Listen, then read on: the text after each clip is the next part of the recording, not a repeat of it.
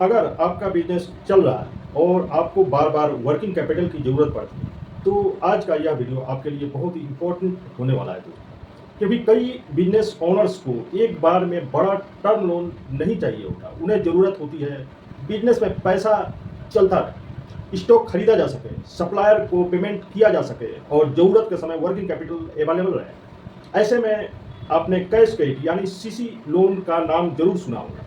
लेकिन सवाल यह है दोस्तों कि सीसी लोन क्या होता है, सीसी लिमिट कैसे काम करती है, बैंक पूरी लिमिट का पैसा देता है या जरूरत के हिसाब से इस्तेमाल किया जाता है, और बिजनेस के लिए सीसी और टर्म लोन में क्या फर्क है। नमस्कार दोस्तों, मैं हूं दिलीप सिंह और आप देख रहे हैं क्रेडिट ट्रस्ट फाइनेंस। आज हम आसान भाषा में समझेंगे कैश क्रेडिट यानी सीसी क्या है और बिजनेस के लिए यह कैसे काम करता है। नंबर 1, कैश क्रेडिट यानी सीसी क्या होता है। कैश क्रेडिट एक प्रकार का वर्किंग कैपिटल फैसिलिटी है। इसका उद्देश्य बिजनेस की day to day working capital requirement को मैनेज करने में मदद करना होता है। मान लीजिए आपको स्टॉक खरीदना है, सप्लायर को पेमेंट करना है या बिजनेस में लगातार वर्किंग कैपिटल की जरूरत पड़ती है। ऐसी जरूरत के लिए एलिजिबल बिजनेस को सीसी फैसिलिटी मिल सकती है, लेकिन इसकी स्ट्रक्चर सामान्य टर्म लोन से अलग होती है। नंबर 2, सीसी लिमिट क्या होती है। मान लीजिए किसी बिजनेस को बैंक ने 20 लाख का सीसी लिमिट सैंक्शन की। इसका मतलब यह जरूरी नहीं कि बिजनेस ओनर को 20 लाख कैश एक साथ दे दिए गए। फैसिलिटी की टर्म्स के अनुसार ब्रोवर के जरूरत के हिसाब से सैंक्शन लिमिट के भीतर फंड्स का उपयोग कर सकता है। यानी सैंक्शन लिमिट अलग चीज है और एक्चुअल यूटिलाइजेशन अलग। यही सीसी फैसिलिटी की एक महत्वपूर्ण विशेषता है। नंबर 3, एक आसान एग्जांपल, मान लीजिए आपकी सीसी लिमिट है 20 लैक्स। आज आपको बिजनेस में सिर्फ 5 लाख की जरूरत है, तो एप्लीकेबल टर्म्स के अनुसार आप उपलब्ध लिमिट के जरूरत के हिसाब से अमाउंट यूटिलाइज कर सकते हैं। बाद में रिक्वायरमेंट बढ़ती है, अवेलेबल लिमिट के अंदर एडिशनल अमाउंट यूटिलाइज किया जा सकता है। Subject to subject facility terms, इसलिए सीसी बिजनेस का वर्किंग कैपिटल साइकिल के लिए यूजफुल हो सकता है। नंबर 4, सीसी और टर्म लोन में क्या फर्क है। यह बहुत ही इंपॉर्टेंट सवाल है दोस्तों। टर्म लोन में समानतः एक निश्चित लोन अमाउंट सैंक्शन होकर रीपेमेंट शेड्यूल के अनुसार ईएमआई या इंस्टॉलमेंट में रीपे किया जाता है। वही कैश क्रेडिट में मुख्य रूप से वर्किंग कैपिटल रिक्वायरमेंट के लिए रिवॉल्विंग टाइप फैसिलिटी हो सकती है, जिसमें सैंक्शन लिमिट के भीतर यूटिलाइजेशन किया जाता है। इसलिए अगर आपको मशीन खरीदनी है, प्रॉपर्टी खरीदनी है या कोई लॉन्ग टर्म एसेट बनाना है तो टर्म लोन की जरूरत हो सकती है। लेकिन अगर आपको stock, supplier payment, day to day working capital manage करना है तो सीसी फैसिलिटी रेलिवेंट हो सकती है। एक्चुअल सुटेबिलिटी बिजनेस और लेंडर की पॉलिसी पर डिपेंड करती है। नंबर 5, सीसी के लिए बैंक क्या देख सकता है। अब सबसे इंपॉर्टेंट बात करते हैं। सीसी सिर्फ बिजनेस होने के आधार पर नहीं मिलती। लेंडर उनकी फाइनेंशियल प्रोफाइल और बिजनेस की वर्किंग को एसेस कर सकता है, जैसे business vintage, turnover, banking, income tax return, GST अगर एप्लीकेबल हो तो, financial statement, existing liabilities, credit history और वर्किंग कैपिटल रिक्वायरमेंट जैसे फैक्टर देखे जा सकते हैं। इसीलिए सीसी के लिए प्रॉपर डॉक्यूमेंट बहुत ही इंपॉर्टेंट है। नंबर 6, सीसी लिमिट कैसे तय हो सकती है। यह सवाल हर बिजनेस ओनर्स पूछता है।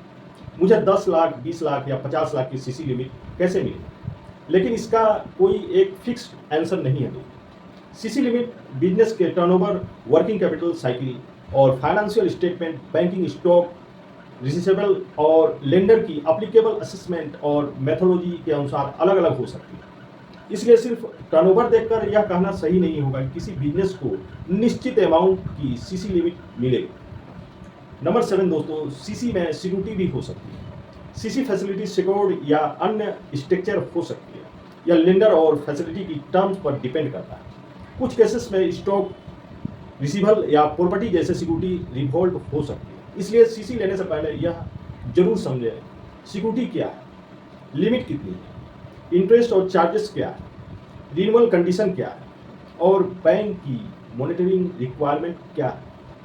सबसे महत्वपूर्ण, सीसी लिमिट को पर्सनल मनी मत समझिए। मान लीजिए बिजनेस को 20 लाख की सीसी लिमिट मिली है, इसका मतलब यह नहीं कि आप उसे अमाउंट को पर्सनल एक्सपेंसेस में इस्तेमाल करें। सीसी का पर्पस मुख्य रूप से बिजनेस की वर्किंग कैपिटल रिक्वायरमेंट से जुड़ा होता है। और permitted and use facility conditions का पालन करना बेहद ही जरूरी है। इसलिए बिजनेस और पर्सनल फंड्स को अलग अलग रखना बहुत अच्छी फाइनेंशियल प्रैक्टिस है। सीसी लेने से पहले 5 सवाल जरूर पूछें।